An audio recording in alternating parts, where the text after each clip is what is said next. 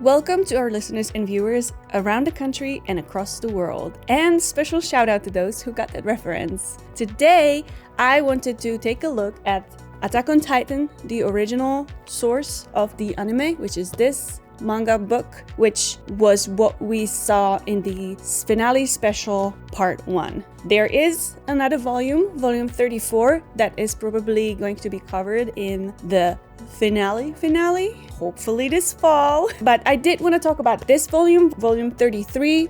This volume covers 4 chapters. It's The Rumbling, The Wings of Freedom, The Sinners, and In the Depths of Despair. Overall, Attack on Titan is kind of always on point with adapting directly and as faithfully as possible. This story specifically is very faithful adaptation most of the time, but there were a few differences that I noticed that I want to mention. Some of those might be spoilers that I will leave for the very end of this video, and I will also talk about some notable moments and go over which one I like better. If this is something you want to see more of, let us know in the comments below, and without further ado, let's just get started with the video.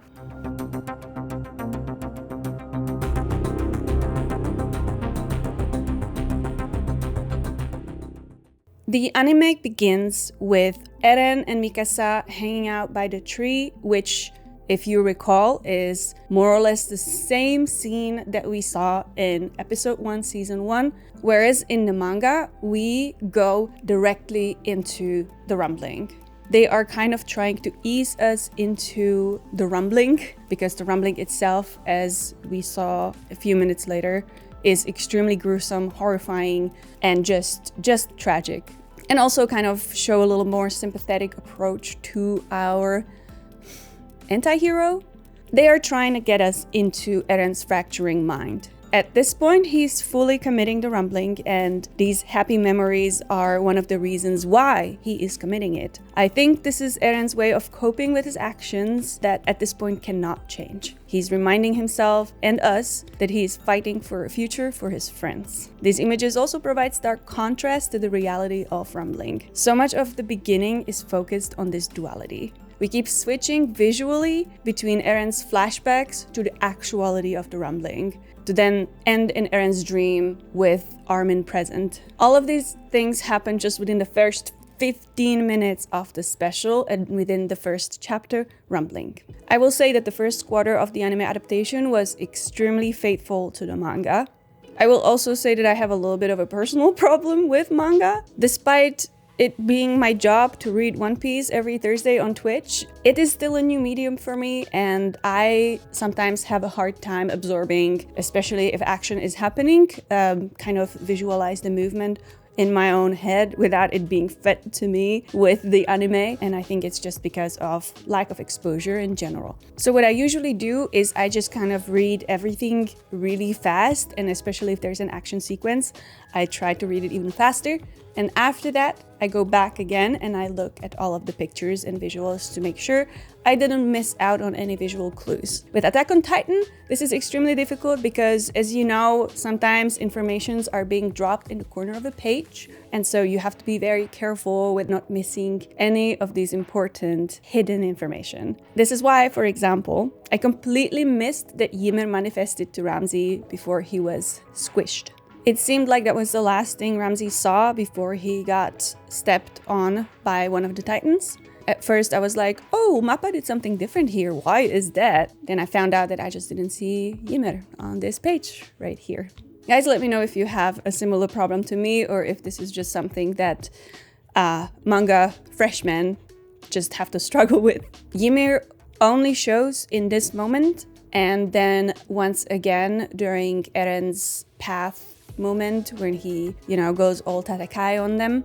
I think the reason why she showed up is just so that we can keep her in mind and make sure that we understand that she is an integral factor in Eren's decision making when it comes to the rumbling and when it comes to the fate of humanity. And we'll probably see more of her in future chapters. So as I said, this was extremely faithful adaptation, but I think that within those first 15 minutes, there were 2 instances where one of the medium was superior to the other. First, I believe the anime was better in showing the full scale of Eren's Titan. Because they are able to do these swooping movements, we are able to see Eren in comparison to the Wall Titans. We also see the Wall Titans first in comparison to the town's structures, and then to mountains, to trees, to then eventually seeing those Titans walking besides Eren's Titan. You can truly get the scale of Eren in that Titan form. It's just gigantic. In the manga, we see one huge 2-pager, and you can see that Eren is indeed a terrifyingly large moving object. But I do think that it was better in the anime when we could see kind of the 3D, the flying camera going through his ribs and stuff. That's really well done. On the other hand, I believe that there is one part in the story where I believe that the manga did it better. And it is this panel right here. I heard some people complain about this part in the anime not being adapted as well. And I do agree, although I don't think it's really that deep. I do think there's something missing in Eren's eyes in the anime. In the manga panel, you can see the sadness, but also this hopeful naivete and somewhat of the self-inflicted delusion. In the anime, his eyes look almost casual. Maybe that's just me, but I like this part in the manga way better. I think story-wise, this part is also extremely important to Eren's character's development, and that's why I was a little disappointed to see it not being as well adapted as it could have been. In this part, Eren explains what freedom means to him. It is to move freely, to witness tall mountains with snow caps, sandy beaches. He says that the people who witness those things are truly free. The wall represents imprisonment and boundary to the expansion of his free will. He always believed it was his birthright to see the snow caps and the sandy beaches. He follows this by saying, "We finally arrived at this view."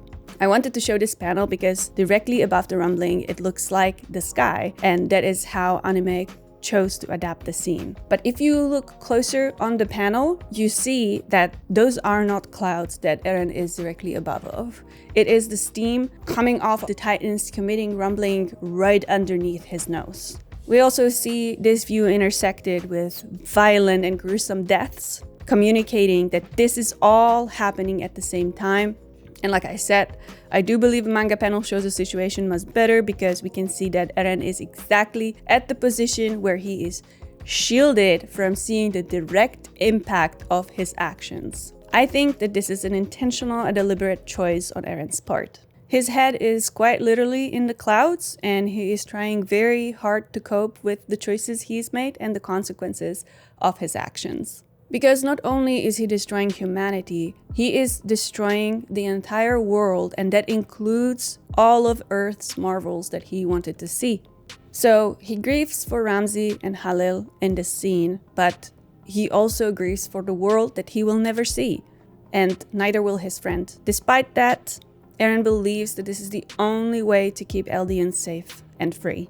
This realization messed me up because it leads me to believe that if Eren could tailor his life exactly how he wanted, and let's remember that Eren is literally the most powerful being on the planet right now, he just can't have his cake and eat it. Eren cannot opt out for the fail-safe option of full-scale rumbling without sacrificing his dreams, all of humanity's life, as well as life on Earth in general. He can't do soft rumbling after learning that the technology is fast advancing to combat Titan powers, and knowing fully well that soft rumbling is not something that would be forgiven or forgotten. At the same time, he cannot swallow Zeke's idea of euthanasia, because this would produce essentially the same results as soft rumbling. Besides, do you really believe that the world would allow elderly Eldians die in peace? I think not. There is no trust, and the world still remembers Eldian rampage from ages ago. Eren's truly biggest obstacle is time. With only years of lifespan left, he believes that he is the only person with enough determination to carry out this sin, and he just does not trust to leave his entire race to fate or future Titan wielders. All of this leaves us with a heavy question. Is Eren really free? I would argue that he is as far removed from free will as he could possibly be. The world of Attack on Titan simply would not allow it. He was born an Eldian, and that was his cross to bear. Eren, as a free man, would not want to commit genocide. His 15-year-old/19-year-old self would probably do a gap year after high school. His Instagram would probably be one of the top #travelgram accounts out there. Most likely, him and Mikasa wouldn't work out, or maybe they would.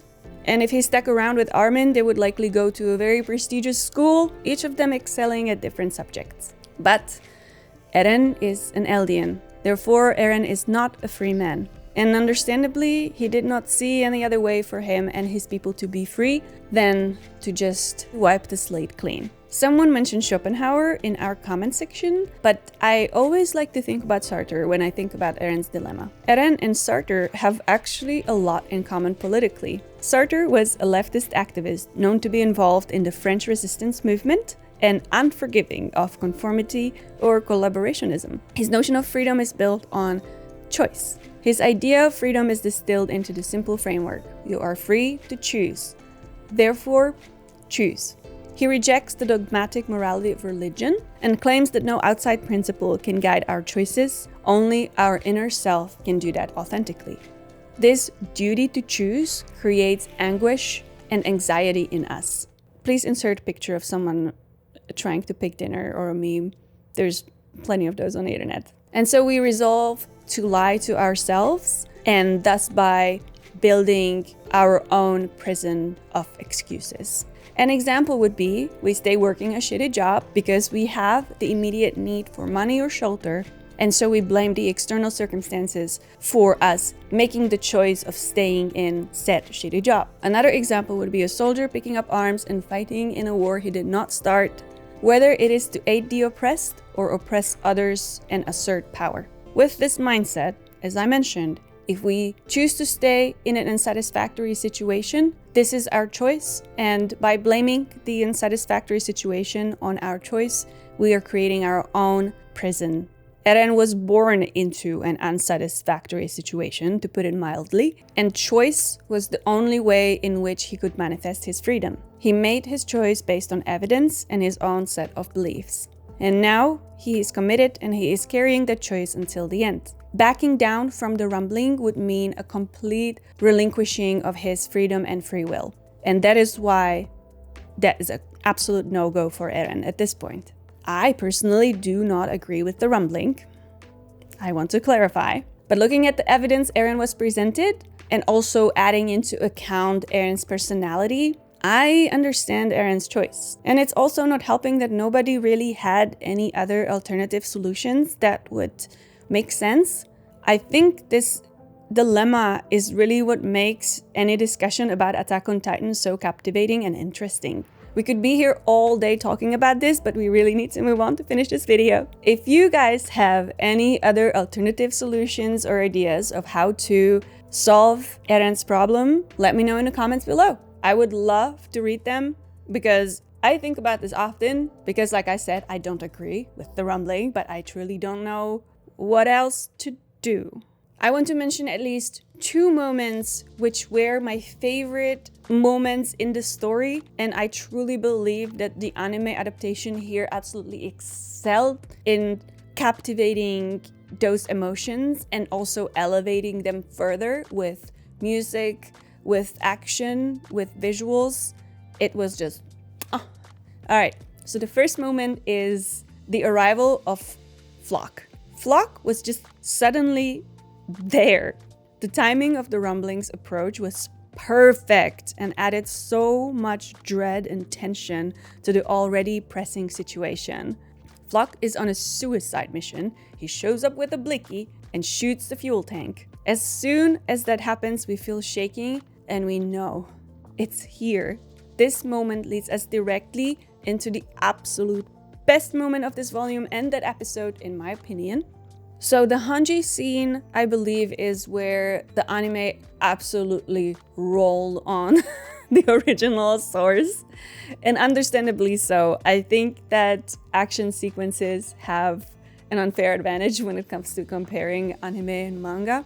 Even without lack of support for the anime, This was done much better in the anime over the manga, and let me explain why. And I'm also going to tell you that I'm not alone. A lot of Redditors think the same way.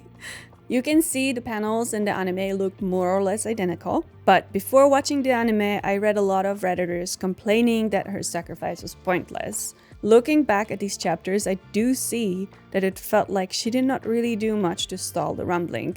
But in the anime, we saw several titans falling down, other tripping over, and countless times that she was able to cut through the nape. I think the anime solidified that Hanji's sacrifice was not meaningless, and that she in fact helped tremendously in halting the titans from moving as fast as they were. Still, our team was barely able to get out, so Hanji's sacrifice was 100% meaningful, and in my opinion, the anime really sells that. The score for Hanji's sacrifice was just a perfect choice. Guys, I was so tired after reading those pages. I had to put the book aside and just breathe. It was back-to-back action from Floch to Hanji, resulting in a death of my favorite character. This is one of the biggest advantages in reading manga or just reading book in general. It allows you to take things in your own pace and absorb information at will. I understand that there were reasons why we have these specials instead of an entire season of multiple episodes, but personally I hate that they did that. I know I said that the anime did Hanji better, but I'm also upset that it didn't just end there. I think it would make the experience much better for the viewers if we were literally forced to take a breather after that, at least for a week, but it is what it is. So as I said, those are my two favorite moments in the anime and in the story in the manga. There are a few more noteworthy moments, so I'm going to do some honorable mentions here. Our team's attempt to talk to Eren and Eren's immediate rejection of having any discussion whatsoever was truly sad and heightened the sense of dread. I'll say this again. If we had a week's break between Hanji's death and this sequence, I think it would have been much more emotionally impactful. But I digress. I think this was once again a great adaptation. I don't necessarily think either did it better. It was well done on both anime side and the manga. Isayama borrowed from real-world history to display the effects of fascism and racism in society. Eldians live in diaspora and they're forced to wear armbands, just like Jewish people during the rise of Nazi Germany. Trains were key in transporting Jewish citizens to concentration camps. As a person who grew up in Europe and also who went to Auschwitz, I am very familiar with the imagery of trains carrying unknowing Jewish people to a truly horrible destination. In this volume, we can see Eldians using trains as means to escape. They have agency and set goal. I don't know if this was intentional, but I thought this was a really cool way to borrow from real-world history and turn something that was a symbol of oppression into something that symbolized possible salvation. Since manga is printed with black ink, I did not know that the suspended beast titan would be displayed in the anime version without any color, just black and white. I really enjoyed this creative direction, and I'm excited to see more of this artistic choice applied in action scenes to come, without spoiling anything. Now I may be sharing a small amount of spoilers, so if you don't want to know which panels from this volume were not adapted at all, then please end the video right now, and thank you so much for watching. So this isn't necessarily a departure from the original source to the anime, but maybe something that will be covered in the second part of the finale, so might be spoiler, might be new information. First, in the Depths of Despair, which is the last chapter to this volume, in the first page you can see Historia giving birth. And you can also see that this is happening at the same time as the rumbling. In the following pages, we see rumbling passing through different nations and cultures, and the most striking image that the anime did not adapt yet is the crowd of people forced at the edge of a cliff and one by one falling to their deaths. Our focus is drawn on a baby that the crowd keeps pushing away from the cliff, but closer and closer towards the titans. They are trying to save this innocent life, but there is nothing but death at either end of the crowd.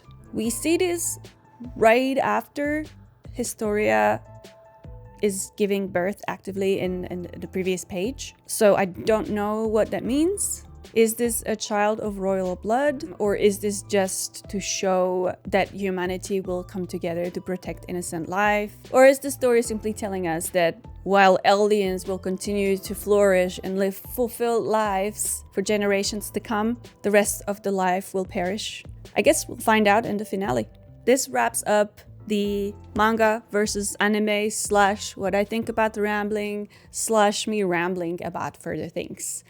If you like this video, please leave a like. If you'd like to see more, let us know in the comments, and do let me know about rambling alternatives. I am very curious, and I think that the entire couch is. I hope to see you all again at the finale reaction, and if you like the video, I'm gonna do it again for the final volume once it comes out. Thank you so much for watching again, and I will see you guys next time. Bye!